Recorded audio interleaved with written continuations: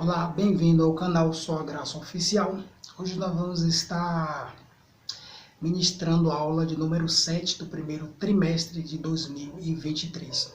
Nós vamos estar falando hoje sobre Estevão, um mártir avivado, ok? Vamos lá para a introdução para a gente entender o que é que a lição vai falar desse homem cheio de fé, cheio de poder do Espírito Santo.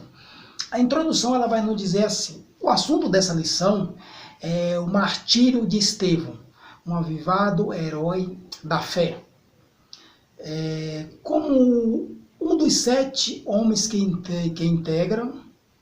integraram o primeiro corpo de diáconos da igreja antiga. Estevão era cheio de fé e de poder, fazia prodígios e grandes sinais entre o povo. Devido à sua atuação como autêntico evangelista na unção do Espírito Santo, causou inveja aos adversários do Evangelho. O livro de Atos revela o martírio de Estevão por causa da sua perseverança ao Evangelho. Nesse sentido, veremos que foi um servo fiel até a morte e receberá a coroa da vida, lá em Apocalipse 2:10, ok? E vamos para o primeiro tópico. O primeiro tópico vai nos dizer assim: o testemunho de Estevão. E o primeiro subtópico, Estevão usado por Deus. O nome de Estevão aparece pela primeira vez na escolha dos diáconos, em Atos 6:35. Claramente, o evangelista Lucas faz uma menção de destaque ao dizer que o primeiro mártir é um homem cheio de fé e do Espírito Santo. No versículo 8, tomamos o conhecimento de outras características de Estevão. Cheio de fé e de poder, fazia prodígios e grandes sinais entre o povo, ok? Essa reputação, ela causou inveja, grande oposição dos adversários da igreja. Levantaram-se alguns das sinagogas, chamados de libertinos, dos sirineus, dos alexandrinos e dos que eram da Cilícia da Ásia, e disputavam com Estevão. Nos dias de hoje, oremos para Deus levantar crentes como Estevão, cheio de fé e de sabedoria. Eu quero trazer aqui, nesse primeiro tópico e no primeiro subtópico, ok? A escolha, uma que nós já vimos que ele era um homem cheio de fé, cheio do Espírito Santo, e quero trazer um destaque para a escolha também do diaconato. O que acontece ali? Por que dessa escolha? Por que dessa separação? O que estava acontecendo ali? Por que ele é chamado para compor aquele grupo dos 7? Então ali nós vamos ver que o diaconato ele vai ser feito ali aquele grupo, justamente porque havia assim umas queixas das pessoas que estavam sendo deixadas de lado, principalmente na ideia da caridade. Então, o que é que os apóstolos falam? Nós não podemos deixar de pregar a palavra, de estar levando a mensagem. Então, o que é que nós vamos fazer? Nós vamos separar homens para cuidar da assistência social. Então, esse é um trabalho social que aqui vai ser levantado na igreja para a gente ver que começa a haver uma divergência, né? Mas rapidinho os homens, eles oram, eles se levantam, eles se reúnem para fazer esse trabalho. Então o trabalho aqui é um trabalho social, um trabalho de cuidar dos órfãos e da viúva. Então é bem interessante a gente destacar o porquê de Estevão ser levado esse diaconato e porquê desse grupo de diáconos e o que é que eles faziam, entendeu? Para a gente poder entender tudo isso aqui. Então nós vamos ver Lucas dando um destaque, a menção dele, que ele era cheio do Espírito Santo, mas nós temos que levantar também esse destaque da obra social que é levantada ali, logo no início da igreja, para que a gente observasse também que não é só pregar o evangelho, não é só levar a mensagem. Nós temos a obrigação, eu falo para as pessoas que é o seguinte: nós temos uma grande responsabilidade, Nós religiosos, nós temos uma grande responsabilidade humanitária. O evangelho ele é humanitário. Aquilo que eu falo sempre, Jesus, o material de trabalho de Jesus é o ser humano. Então, se a gente esquecer do ser humano, se a gente esquecer dessa causa humanitária, fica um pouco difícil, mas para a gente entender tudo isso aqui, ok? Beleza? Então agora nós vamos para o segundo subtópico. Uma covarde oposição. Os inimigos da igreja usam de meios escusos, desonestos, malignos contra a fé cristã. Em debate com Estevão, como eles não podiam resistir à sabedoria, ao espírito com que falavam, usaram suborno para aliciar homens ímpios a fim de acusá-los com mentiras. Esses adversários levaram falsas testemunhas que acusaram de blasfemar contra Moisés e contra Deus. Vou terminar de ler aqui para a gente já entrar numa explicação aqui. Esses inimigos também usaram de violência contra Estevão, estimulando a liderança política e religiosa, levarem violentamente ao sinédrio, ok? Apesar disso, algo surpreendeu os acusadores ímpios. Então todos os que estavam assentados no conselho, fixando os olhos nele, viram seu rosto como o rosto de anjo. Então ali já era uma ideia para eles verem que eles estavam mexendo com algo sobrenatural. Ali já era uma ideia para eles ter parado, ali já era um sinal para eles falarem, nós não estamos mexendo com a carne, nem com o sangue, nós estamos mexendo com algo totalmente mais forte que a gente. Mas mesmo assim eles não pararam. Só para a gente ter uma ideia. E quem é esses acusadores? Quem é esses adversários de Estevão? É o pessoal romano? É o pessoal externo? Não. Os adversários de Estevão é justamente aqueles ali que acreditam em Deus, são os religiosos, são aqueles que se levantam para querer parar o evangelho. E aos dias de hoje também não é diferente. Nós que temos chamados aí, então nós vamos ver que acontece também isso aí com a gente, ok? Então nós vamos lá. O que é que o autor fala aqui depois? E que Deus use o seu povo de tal forma que reflita o poder do Espírito Santo. Isso é muito bom para a gente ver que é o Espírito Santo que vai na nossa frente. E o que acontece? A fúria dos acusadores aqui, no terceiro subtópico. Após resumir com sabedoria a história de Israel, que eu vejo que é muito linda ali, você pode pegar Atos 7 ali em diante, uns 50 capítulos, versículos ali, muito bom, muito bacana mesmo, assim, uma história linda. Ele pega desde o início lá e vem trazendo, resumindo. Então, após resumir com sabedoria, ó, o que o autor está falando, a história de Israel e de sua apostasia, Estevão mudou o foco do discurso. Ele estava trazendo aqui o foco e de repente ele começa, feito aquilo que Jesus faz. Ai de vocês, vocês lembram?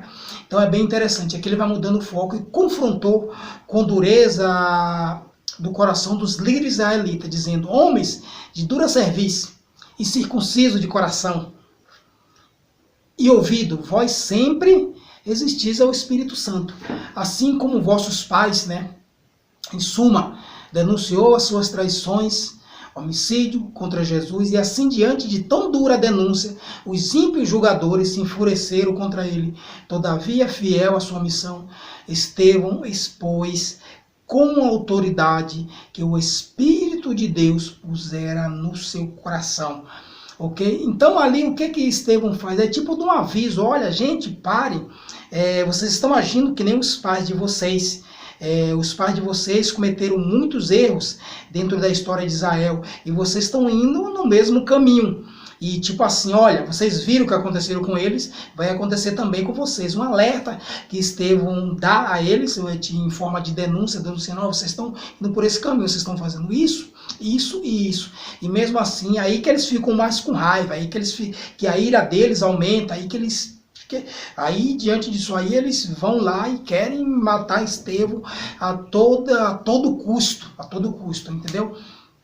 E aqui nós vamos ver, todavia fiel à sua missão, Estevão expôs com autoridade, é Deus que está dando autoridade a Estevão e para falar com aqueles homens ali, e mesmo assim os homens com dura cerviz, homens duros, incircuncisos de coração ali, e eles fazem de tudo, de toda maneira, procuram de todo jeito para matar Estevão. Ok? Então agora nós vamos para o segundo tópico, preciosa morte de Estevão. Primeiro subtópico, cheio do Espírito Santo. O que é que nos diz aqui? Após a fúria dos inimigos de Cristo, o caminho do martírio de Estevão estava traçado. Depois daquele discurso dele ali, sem sombra de dúvida, ali ele já sabia do que viria a acontecer com ele, pela fúria dos homens, né? Então vamos lá. Entretanto, antes de fazê-lo o primeiro mártir da igreja, teve uma visão gloriosa de Deus e viu Jesus ao lado do Pai. Num momento especial de tamanho êxtase espiritual, de modo que a morte não intimidou, ok? O homem está cheio do Espírito ali, o homem estava transbordando, né? Então não tinha nem como a morte querer... ali para ele, aquilo ali, não tinha, nada ali poderia parar ele, nem a morte, para você ver como é que é. Mas ele, estando cheio do Espírito Santo, fixando os olhos no céu, viu a glória de Deus e Jesus que estava à direita de Deus, e disse: eis que vejo os céus abertos e o Filho do Homem que está em pé à mão direita de Deus. É lindo, tem coisas que é lindo. Isso aqui é o sobrenatural, algo que nós tentamos explicar, nós tentamos falar, mas é algo divino, algo surpreendente. Eu lembro de uma palavra de Salomão que ele fala assim: do jeito que a gente não entende como nasce, como é gerado uma criança no ventre de uma mãe, assim também a gente não entende os planos de Deus, as obras de Deus. É muito lindo, eu vejo isso aí muito lindo. E isso aqui, Estevão, ele tem essa visão, um privilégio muito grande, ok? Então o que é que nós vamos ver? E que a visão gloriosa, uma vida espiritual avivada, contempla a glória de Deus diante de grande tormenta, ok? Nós vamos um pouco mais adiante, nós vamos já dar uma emendada aqui nesse finalzinho, nesse último parágrafo, ó. Que visão gloriosa! Uma vida espiritual avivada contempla a glória de Deus diante de uma grande tormenta. Muito interessante. A violência dos acusadores. É isso mesmo. Se seus acusadores estavam enfurecidos por causa do enfrentamento corajoso de Estevão, eles não suportaram ouvir que ele via a glória de Deus e Jesus no céu. Ali, os homens já estavam furiosos. E tipo assim, é como se Deus colocasse a mão no ombro de Estevão e eles também estivessem vendo aquilo. Então eles ficaram de uma tal maneira. Com o fim de executá-lo, expulsaram da cidade, apedrejaram perante a um jovem chamado Saulo. Para a gente já ver aí onde começa a história aí de um dos apóstolos dos gentios, ok? E levaram-no com violência para fora da cidade para ali fazer o primeiro mártir da igreja cristã. Naquela altura, Saulo de Tarso era o principal perseguidor da igreja. Vamos ver mais na frente a sua transformação, né?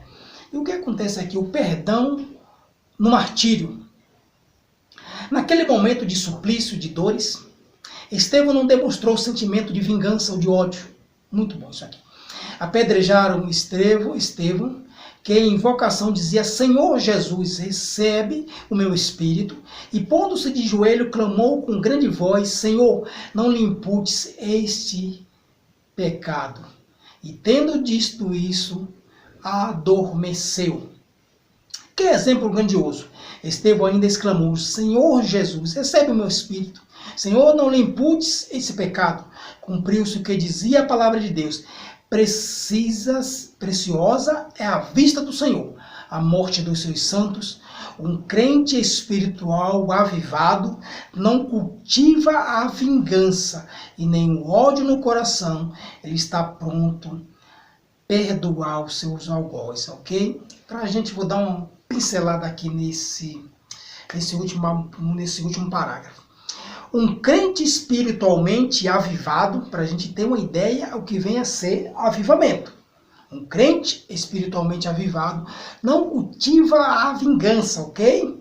Isso aqui é a ideia de avivamento, essa transformação. E diz aqui, e nem o ódio no coração, ele está pronto a perdoar seus algozes, ok? Então, para a gente ter uma ideia aqui. Eu quero chamar a atenção disso tudo aqui, o que eu vi 3 passagens que ela me... uma é essa, que retrata esse tipo de perdão tão assim extraordinário. Uma é José com seus irmãos, que depois de tudo, Jacó vindo a falecer, e seus irmãos ali ficam com medo, né? Eles ficam com medo ali, e pensando que José ia se vingar deles. E José fala, não estou no lugar de Deus. Então, perdoando seus irmãos, diante de toda a maldade que seus irmãos fez com ele, ele consegue perdoar os seus irmãos. Então, é um exemplo de perdão assim extraordinário. E o outro é Jesus, ali em Lucas, né, 23:34, quando Jesus ali está falecendo, então ele fala, Pai, perdoa porque não sabem o que faz. Então, esses são uns 3 episódios que me chamam a atenção para falar para vocês, assim, de uma forma muito grandiosa de perdoar, assim, extraordinária. E outra é esse exemplo de Estevão. Pai, não imputes, não coloca na conta desses homens isso que eles estão fazendo. É grandioso, é incompreensível. A gente não chega a compreender que tamanho de amor, que tão avivado ele estava, que algo espiritual muito interessante, e ele consegue fazer isso aqui. Muito bom, muito interessante mesmo, ok? Então vamos lá. Nós vamos agora para o 3º tópico. O avivamento no sofrimento. Forte o tema aqui. Como assim, avivamento no sofrimento? Geralmente a gente tem uma ideia de avivamento na alegria, na felicidade, quando as coisas estão indo bem. A ideia de avivamento nossa é essa. E não no sofrimento, como ser avivado no sofrimento, mas é isso aqui que o autor nos traz uma surpresa justamente nessa aqui. Vamos lá. Que diz assim, sofrimento e morte dos apóstolos. A Bíblia não diz como todos os apóstolos de Jesus morreram. Em livros da história da igreja há registro de informações orais, de tradições históricas sobre esse assunto. A tradição histórica transmitida oralmente, registrada em alguns escritos, diz que, com exceção de João, o evangelista, todos os apóstolos tiveram morte violenta, né? Tiveram morte cruéis. A única coisa certa é que eles foram fiéis até a morte. Isso aqui nós temos a certeza e sem sombra de dúvida, ok? E não negaram o nome do Senhor. Os apóstolos eram espiritualmente avivados, ok? Quantas vezes somos tentados a negar a Cristo? Por motivos banais, quer na família, quer na escola, quer na condição de uma condição profissional, que está colocando como ponto de interrogação, e acontece isso mesmo. E que Deus nos guarde de trair o Salvador. E nós sabemos que a todo momento, diariamente, todo momento, nós somos tentados a negar, e muitas das vezes nós negamos, nós temos uma fraqueza muito grande diante das dificuldades, quando se fala em defender a cruz de Cristo. E só que aqui nós estamos vendo que esses homens, mesmo diante de todo o sofrimento, eles são fiéis até a morte, eles não negam. Então é bem interessante nós vemos isso, para que a gente possa também pegar esse avivamento para a gente e ver o que é o verdadeiro avivamento. para a gente ter ideia o que é avivamento. Porque eu tenho visto ao longo dos tempos aí que nos ensinaram, nos transmitiram uma ideia totalmente diferente do que vem a ser avivamento, ok? Então nós estamos trazendo, essa lição ela é muito boa, que ela vem trazendo uma ideia muito assim verdadeira do que vem a ser um avivamento, ok? Para a gente poder entender. E que nós pegamos aqui o exemplo desses apóstolos em não negar. E aqui está falando, um destaque muito bom. Avivamento no sofrimento. Você está passando por uma dificuldade e você está glorificando. É muito difícil, a gente sabe que não é fácil, mas aqui tem um grande conselho, ok?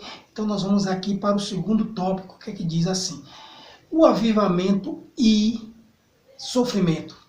O avivamento espiritual motivado, pela presença gloriosa do Espírito Santo, renova as forças dos servos de Deus para enfrentarem situações difíceis por causa da sua fé em Jesus.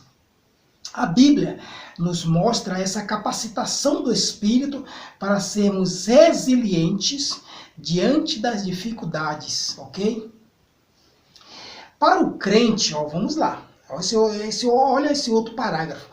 Para o crente espiritualmente avivado, quando diante do sofrimento, a alegria do Senhor é a sua força. Por isso que o avivamento é uma questão de necessidade. O crente em Jesus precisa desse suporte do céu para superar muitas agruras pelas quais passa. Então, o que eu quero dizer isso aqui? Gente, não adianta você achar que você vai enfrentar essas dificuldades todas que nós temos aí diante de nossas vidas, a todos os momentos, com a força do braço. Não adianta.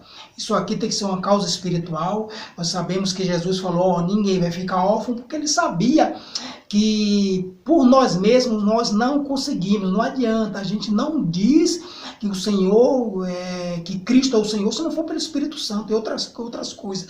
A gente não ora, a gente não jejuma, a gente não lê a Bíblia, se não for por motivação do Espírito Santo, não adianta. E eu vejo muita gente querendo bater no peito e dizer, eu faço acontecer, eu faço isso ou aquilo.